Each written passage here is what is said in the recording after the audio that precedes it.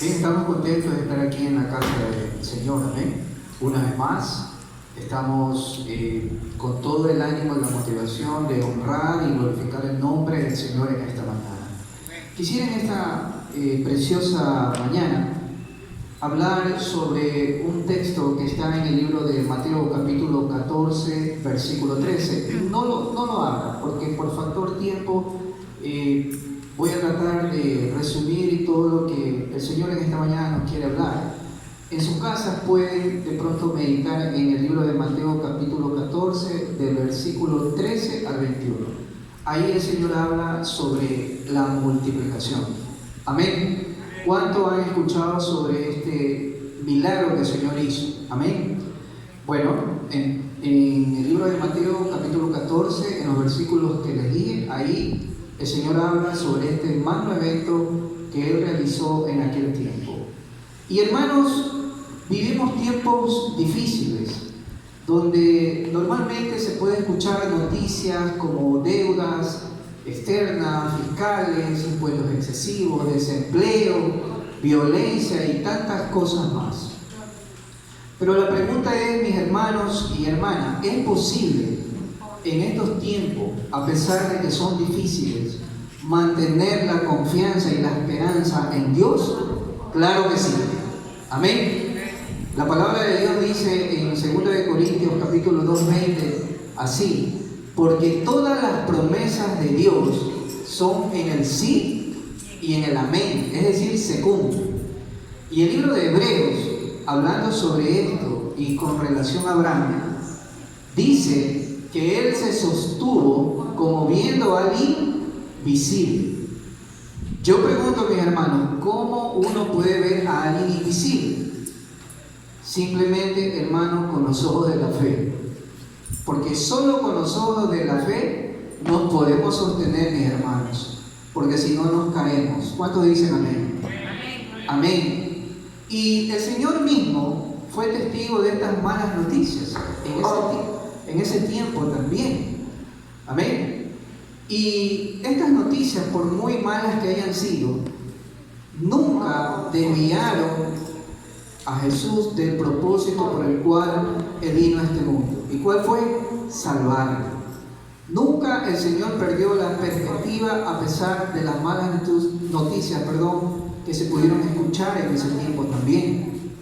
Él no se eximió de seguir predicando, de seguir enseñando, sanando, liberando, de seguir haciendo la obra del Señor. Aquí en este texto, que ustedes lo pueden analizar en casa, el Señor escuchó una mala noticia. ¿Y cuál fue esa? Que Juan el Bautista había sido muerto. Amén. Los versículos anteriores al texto citado hablan de eso. ¿Y qué hizo el Señor en ese momento? Dice el texto que Él cogió a sus discípulos y se fue a un lugar apartado y solo. Amén. Mis hermanos, siempre será bueno apartarse con el Señor en los momentos difíciles. En los momentos de malas noticias siempre será bueno apartar un tiempo para con el Señor.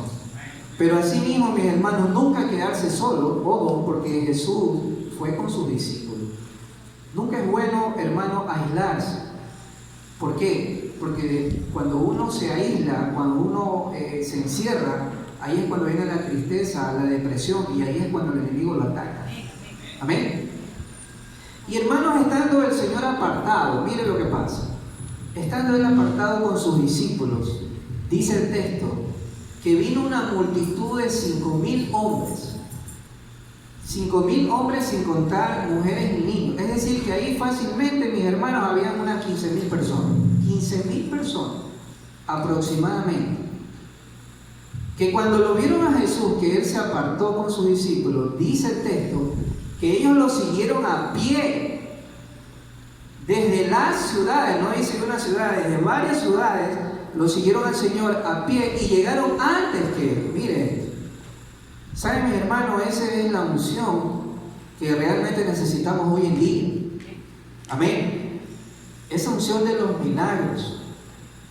Gracias a Dios, mis hermanos, que aquí ahora, en este tiempo, en este lugar, altar de oración, tenemos la unción de la palabra.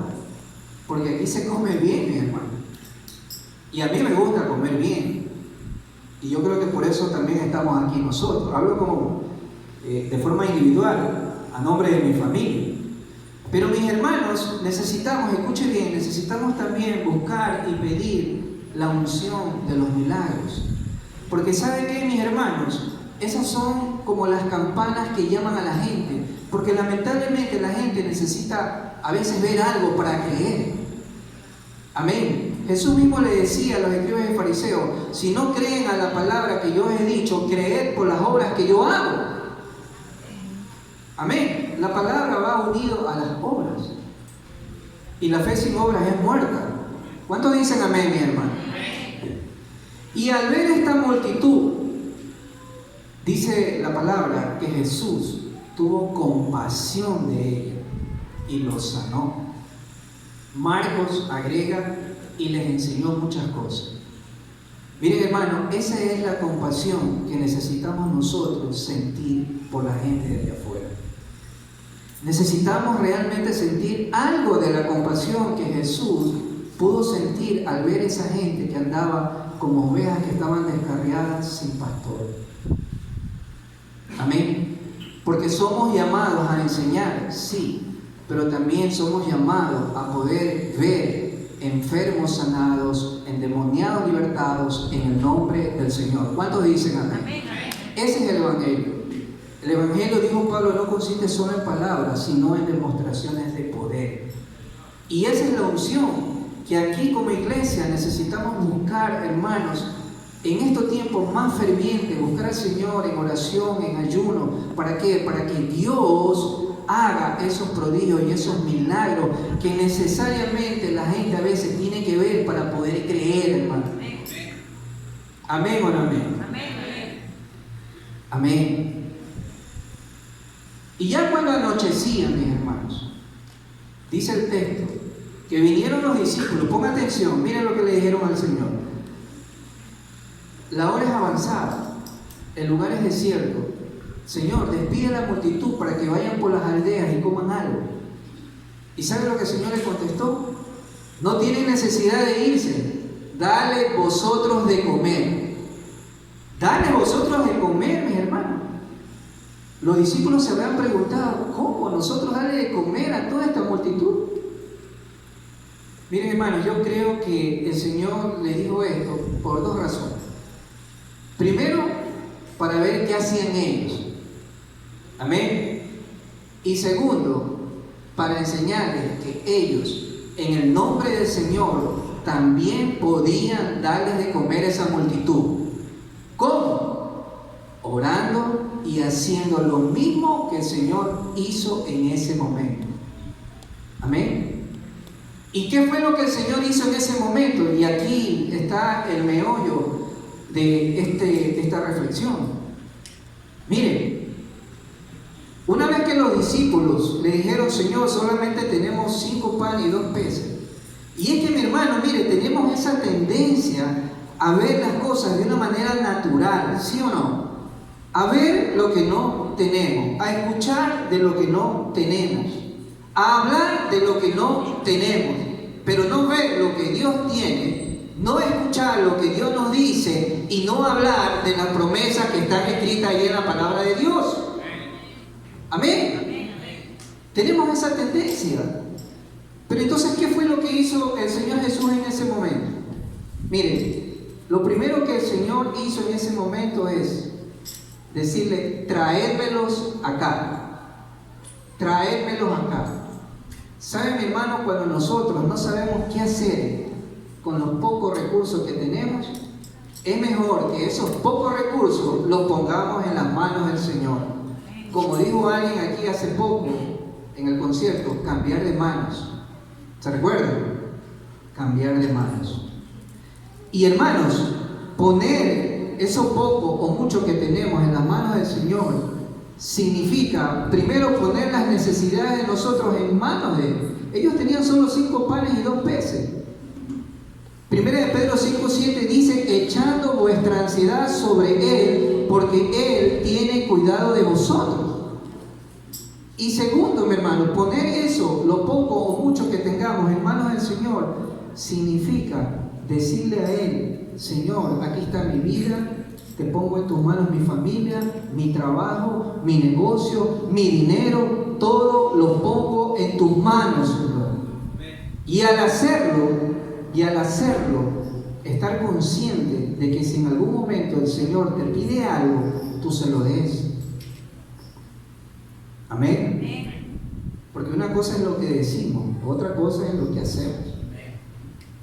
La segunda cosa que el Señor hizo, y estoy terminando, mis hermanos, la segunda cosa que el Señor hizo es hacerlos recostar sobre la hierba. Yo pregunto, mi hermano, ¿cómo es que el Señor Jesús, habiendo esta multitud, habiéndolo seguido a pie desde muy lejos, estando horas ahí con el Señor, teniendo hambre, y de repente el Señor le dice: recuérdese, o sea, lo mandó a dormir? ¿Cómo se sentiría usted teniendo hambre y que alguien venga y le dice: ándate a dormir? ¿Ah? ¿Sabe, mi hermano, por qué el Señor nos mandó a recostar? Bueno, la respuesta es la siguiente. Primero, porque cuando uno se recuesta, mi hermano, ¿qué hace? Descansa. Y cuando uno descansa, ¿qué hace? Duerme. Y cuando uno duerme, se olvida de los problemas en ese momento. Descansar en el Señor, mis hermanos, significa descansar en las promesas de Dios. Amén, amén. Estar consciente y seguro que Jehová es nuestro pastor y que nada nos faltará. Y eso incluye las pruebas también. Amén. Recordemos que ellos estaban recostados sobre la hierba, que es tipo de pasto, alimento de la palabra. El escenario perfecto, mis hermanos.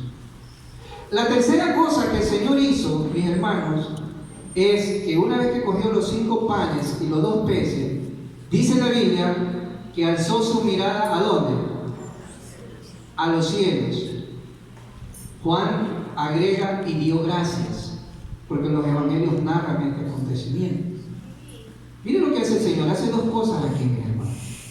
Primero, Él coge los panes y los peces y alza su mirada a los cielos. Él puso sus ojos en Dios y no en lo poco que tenía. Y lo segundo que hizo es dar gracias, mis hermanos. Miren, mis hermanos, nunca nos cansemos de dar gracias a Dios, así sea que tengamos poco. Amén. Porque ¿sabe qué, mi hermano? El contentamiento es lo que mueve a Dios a bendecirnos. Amén. El apóstol Pablo pudo decir: he aprendido a contentarme cualquiera que sea mi situación. Sé vivir humildemente y sé tener en abundancia. Por todo y en todo he sido enseñado, tanto como para estar saciado como para padecer necesidad. Todo lo puedo en Cristo que me fortalece. Amén. Y después que el Señor hizo eso, lo cuarto que hizo el Señor es precisamente esto que estoy hablando. El Señor lo bendijo esos 5 panes y 2 peces. Déjeme decirle, mi hermano, que basta con que el Señor bendiga lo poco que tenemos para que eso se multiplique. Por eso es importante que nosotros le pidamos a Dios que ponga su bendición en lo que nosotros tenemos, así sea poco, mi hermano. Amén. Mire, hermano, hay bendiciones en las que Dios nos da. Escuchen bien, hay bendiciones en las que Dios nos da lo que le pedimos, lo que necesitamos. Pero hay bendiciones de multiplicación donde Dios nos da para nosotros, para nuestra familia y aún para bendecir a otros. Y esa es la unción que necesitamos hoy en día, mis hermanos. Pero por último, mis hermanos, hay algo más que necesitamos saber. Y con esto termino. Lo quinto que hizo el Señor, ¿sabe qué fue? Dice que una vez que alzó su mirada a los cielos y dio gracias, dice que cogió el pan y lo partió. ¿Saben, mis hermanos, qué significa partir el pan? Significa compartir de lo que tú tienes con el que no tiene. significa no comerse la torta solo. Dígale que está a su lado, no te comas la torta solo. Primera de Proverbios, capítulo 24, 25, dice así: hay quienes reparten y les es añadido más. Y hay quienes retienen más de lo que es justo y vienen a pobreza. El alma generosa será saciada, será prosperada, y el insaciado, él también será saciado. Dios bendiga su palabra.